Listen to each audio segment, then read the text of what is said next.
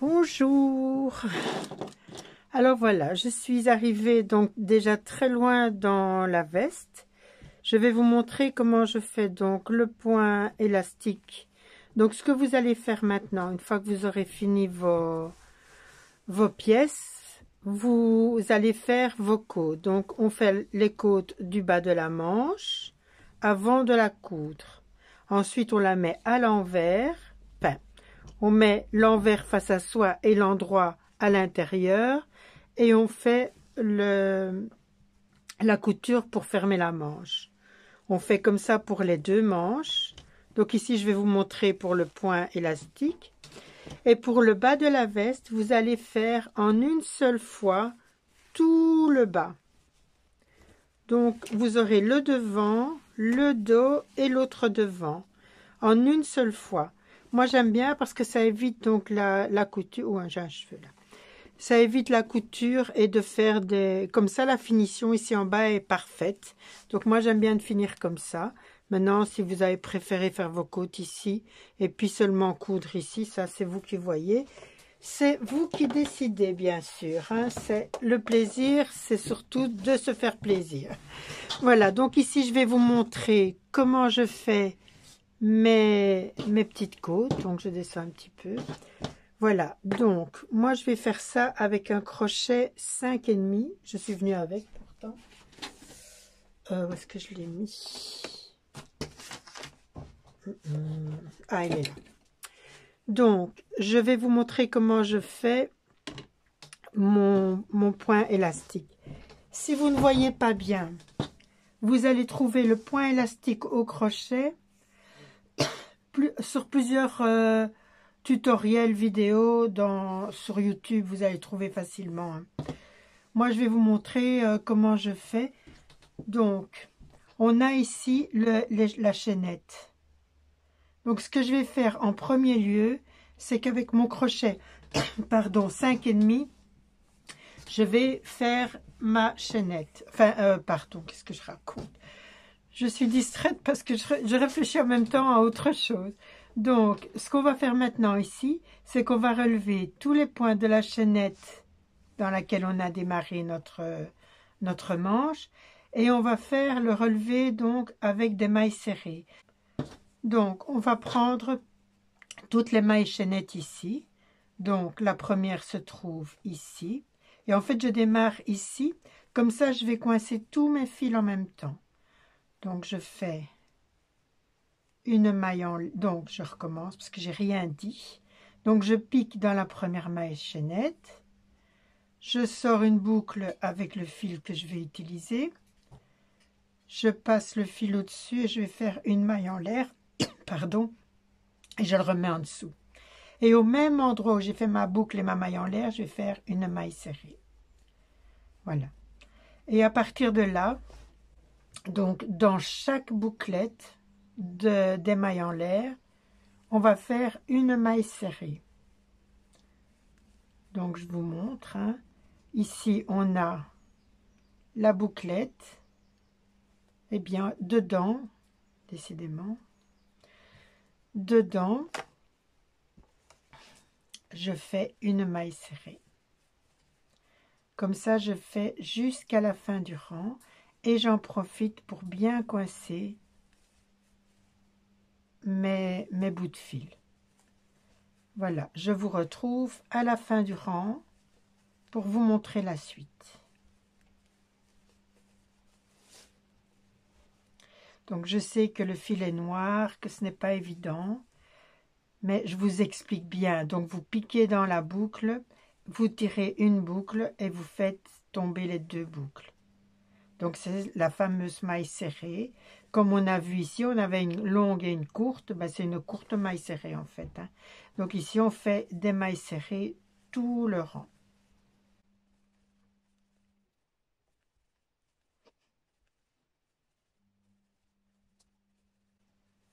Donc, moi, je fais ça pour avoir une jolie finition. Parce que comme ça, au moins, le bout de la manche reste élastique. Avec la chaînette, parfois, c'est un petit peu... ça manque d'élasticité. Alors, Voilà, je préfère terminer comme ça. Voilà, je suis arrivée à la fin du rang. Je fais 1, 2 mailles en l'air. Uniquement pour ce rang-ci, je fais 2 mailles en l'air pour tourner. Ensuite, j'en ferai qu'une. Je vous explique pourquoi après. Donc ici, on a fait 2 mailles en l'air et ça représente la première maille serrée. On fait des brides maintenant tout le long, mais on va les prendre d'une façon un peu spéciale. Donc, vous avez, je sais que c'est noir, mais voilà. Donc, vous avez chaque fois un petit trou entre chaque maille serrée. Vous piquez dans le premier trou et au lieu de tirer votre boucle, vous ressortez le crochet de l'autre côté. Donc, vous piquez dans le premier trou et vous ressortez dans le deuxième trou. Vous tirez une boucle comme ceci. Donc, je recommence parce que je sais que c'est foncé. Le premier trou, le deuxième trou, on met le fil sur le crochet et on tire une boucle et on termine la bride de 2 en 2. Voilà. Maintenant, on refait un jeté, mais au lieu d'aller de devant comme ceci, on va aller derrière, donc à l'endroit où on est sorti tout à l'heure, on ressort de nouveau et on va dans le trou suivant. Et là, on fait une boucle. Je me suis mal prise. On rentre par derrière, puis on sort derrière, on tire une boucle à travers les deux. Donc je recommence encore une fois, on fait un jeté. Au lieu de piquer par devant et de sortir par devant, on pique par derrière et on sort par derrière. Et on passe la boucle à travers les deux. On fait tomber les deux, on fait tomber les deux. Je vous montre encore un jeté. Maintenant qu'on avait fait par derrière, on va faire par devant. On pique par devant, on sort par devant, on fait un jeté, on tire une boucle et on fait tomber 2 boucles et 2 boucles. On a fait par devant, on fait par derrière, un jeté. Donc on va toujours dans le trou dans lequel on a terminé. Donc maintenant par derrière, je sors par derrière, je fais un jeté. Ici je sors en passant à travers les 2 boucles. Donc quand vous avez fait votre passage comme ceci, vous devez sortir à travers les 2 pour qu'il vous reste les 3 boucles sur le crochet. Vous faites tomber 2 et 2. On a fait par derrière, maintenant on fait par devant. On pique devant, on ressort devant, donc dans le trou suivant, un jeté, on tire la boucle et on fait tomber 2 et 2. Je continue, je vais derrière maintenant puisque je viens de faire devant. Donc je pique dans le trou par derrière et je ressors par derrière, un jeté, je fais tomber toutes les boucles jusqu'à ce qu'il me reste les 3 ici. Je fais tomber 2 et 2. Donc on a fait par derrière, on fait par devant maintenant et on ressort par devant. Voilà. Donc maintenant par derrière.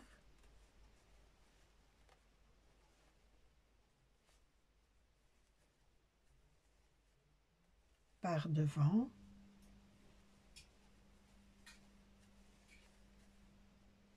Par derrière.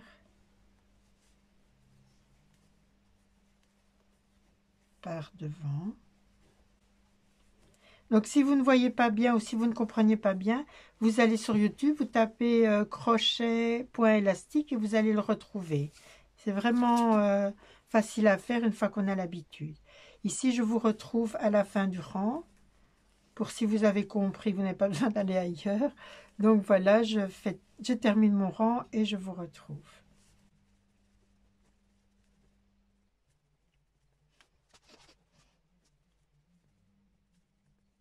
Si vous avez dû déposer votre crochet pour n'importe quelle raison et vous savez plus où vous en êtes, c'est pas difficile. Celles qui sont prises par devant font une bosse ici et celles qui sont prises par derrière, elles font une bosse derrière. Donc ici, j'ai la bosse derrière. Pardon. Donc je sais, vous voyez, j'ai la bosse devant, puis une bosse derrière. Donc ici, je sais que je dois reprendre par devant. Pardon. Voilà.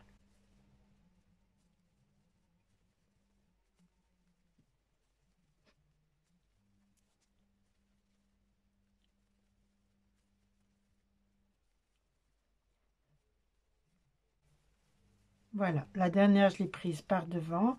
Et maintenant, je fais ma maille lisière ici. Voilà. Alors, pour tourner, au lieu de faire 2 ou 3 mailles en l'air, je n'en fais qu'une. Déjà, je ne fais jamais 3 mailles en l'air quand ce sont des brides. Mais ici, j'en fais donc une. Pourquoi? Parce que comme on prend la bride, on fait en dessous. Je vais vous montrer. Hein. Et pas là où on a fait tout à l'heure dans les mailles serrées. Donc en principe, quand on crochette des brides, soit on crochette, donc je vais mettre sur le plan comme ça vous voyez, on crochette dans le trou ici. Parfois, on fait du crochet entre 2 brides ici. Ce qui va se passer maintenant, c'est qu'on va prendre aussi les brides, donc dans les grands trous, mais donc une fois par devant quand elles se présentent devant, et une fois par derrière quand elles se présentent derrière. Du coup, on monte pas très haut. Donc, on monte à peu près à la hauteur d'une maille serrée. Donc, je vous montre, la première ici, je dois la prendre par derrière, puisque, donc, si vous voulez, quand elle est, on le voit bien, quand elle est derrière, on la prend derrière. Quand elle est devant, on la prend devant. Voyez? C'est vraiment facile. Et derrière, ben, c'est derrière. Donc ici, comme j'ai terminé avec une maille devant, quand je retourne, elle est derrière. Et donc, je fais mon jeté, je prends ma bride par derrière. Je fais un jeté, je prends la suivante par devant. La suivante par derrière. Par devant. Et je vais vous montrer. Voyez? Donc j'ai fait une maille serrée. Si vous trouvez que c'est trop bas, vous pouvez en faire 2. Hein. Ça dépend vraiment de votre façon de serrer ou de ne pas serrer vos brides. Donc moi je fais une maille serrée. Parfois j'en fais 2. Ça dépend un petit peu comment je crochette. Mais ici comme c'est une veste et que je veux que ce soit vraiment quelque chose d'épais, de bien serré et qu'il y ait une bonne tenue. Donc normalement cette laine se crochette déjà avec du 5-6. Et moi, je fais deux épaisseurs de laine. Donc, je vous rappelle, hein, c'était la laine de chez Zeman, donc la royale. Et elle est conseillée, que je revienne dessus. Où est-ce que c'est? Ah, voilà, ici. 4-5 pour une aiguille à tricoter et 5-6 pour du crochet. Or, j'utilise du 5-6 avec deux fils. Parce qu'en fait, je veux que ce soit vraiment rigide, parce que c'est une veste, c'est pas un gilet que je fais. Hein. Donc, voilà. Donc, je vous remontre encore une dernière fois. On prend la bride par devant.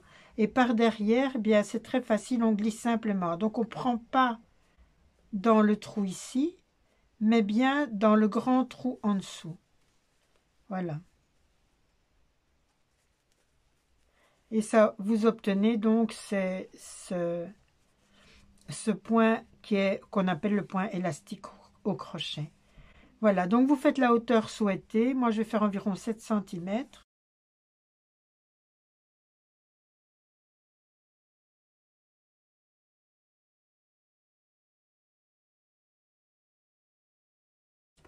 Voilà, donc je vous laisse avancer. Donc, il y a les 2 manches à faire et le bas de la veste. Comme ça, sur la longueur que vous voulez. Il y en a qui préfèrent des petites, il y en a qui préfèrent des grands. Voilà, ça c'est à vous de voir. Ça va? Voilà. Voilà. Eh bien, j'ai mis mes manches et j'ai oublié de faire mon col avant. Donc, je vais faire mon col maintenant. Je vais avoir évidemment beaucoup plus. Chaque fois que je vais le tourner, je vais avoir le poids des manches en plus. Donc, moi, je vous explique les manches, le col maintenant. Mais pour les manches, je vais mettre dans la vidéo l'installation des manches juste après les explications du col. Comme ça, vous suivez la logique. Ça va? Donc maintenant, je vais vous présenter l'installation du col. Alors, qu'est-ce qu'on fait? Vous allez bien regarder le côté où vous voyez vraiment bien les mailles longues et les mailles courtes. D'accord? Donc, il y a un moment donné où on les voit moins bien d'un côté que de l'autre. Donc ici, on les voit bien des deux côtés, en fait. Ça va? Donc, ce qui va se passer, c'est on va suivre le dessin pour pas avoir de cassure et on va tricher un petit peu juste sur les montants des épaules. Alors, pour cela, je vais reprendre 2 brins de laine.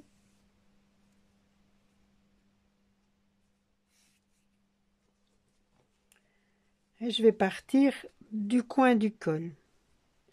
Donc ici, pardon, je fais une maille courte. Donc pour commencer, je fais d'abord une maille en l'air et puis je fais ma maille serrée. Ensuite, c'est une maille longue, une courte, une longue, une courte, une longue, une courte. Donc piquez bien, vous ignorez ici les mailles qu'on a en bordure. Hein. On va vraiment les camoufler dans la bordure. Hein. Donc je repars sur une longue, une courte, une longue, une courte. J'arrive dans le coin tout doucement. Une longue. Alors j'ai la courte dans le coin. Et on va essayer de s'accommoder pour arriver jusque de l'autre côté. Donc, j'ai fait une courte, une longue, une courte. On va dire que je fais maintenant une longue, mais on va faire que des mailles serrées, mais il faut tomber juste. Hein. Une longue, une courte, une longue, une courte. Je ne pique pas dans la couture, hein. Je vais directement... Donc ça, c'est mes points de couture. Oups. Donc du coup, je ne sais plus où j'en suis. Je vais regarder après. Donc ce que je fais, je reprends vraiment comme si c'était le dessin. Ça va? Donc ici, je vais arriver, j'ai 2 mailles ici, une longue et une courte. Donc, on va compter. Je suis arrivée une courte, une longue, courte, longue, courte, longue, courte, longue, courte, longue, courte, longue. Ça tombe vraiment bien. Oups. Donc longue. Et puis une courte. Et puis on suit tout le dos. Et on fait le même stratagème quand on vient de l'autre côté. Ça va? Donc en principe, vous devriez avoir des deux côtés le même nombre de mailles serrées. Voilà. Donc maintenant, je vais monter mon col à la hauteur désirée. Voir si vous comptez le plier ou pas le plier. Donc ça, c'est à vous de voir. Donc je vais faire le col et je vais vous retrouver à la fin pour vous montrer le résultat. Voilà, j'ai terminé les manches. Donc maintenant, ce qu'il faut faire, c'est qu'une fois que vous l'avez fermée, il faut la remettre à l'endroit. Donc on va la retourner pour pas avoir la couture à l'extérieur. On va retourner les 2 manches sur l'endroit. Donc 1 et 2. Voilà. J'ai mes 2 manches. Je vais préparer des petites pinces. Ensuite, vous mettez la veste avec l'endroit à l'intérieur. Donc ici, j'ai mon envers. Non, ça c'est l'envers. Donc ça c'est l'endroit. Donc je la retourne et je mets l'endroit à l'intérieur. Pas facile, hein? Voilà. Alors, l'endroit est à l'intérieur. J'ai mes coutures ici. je prends une manche et en fait, vous voyez quand vous la mettez à l'intérieur, donc il faut mettre la couture en dessous, donc vers la taille, en bas, et la pliure vers l'encolure. Et vous la passez dans la manche ici. Vous voyez? Donc maintenant, on a l'endroit et l'endroit, l'envers et l'envers. Et donc, on va coudre maintenant la manche. Bon, je regarde si je suis bien face à la caméra. Donc, vous mettez la couture ici avec la couture en bas. Et vous faites la même chose en haut. Si vous n'en avez pas, vous pouvez faufiler. C'est pour vous éviter de vous retrouver de l'autre côté avec un tissu trop grand.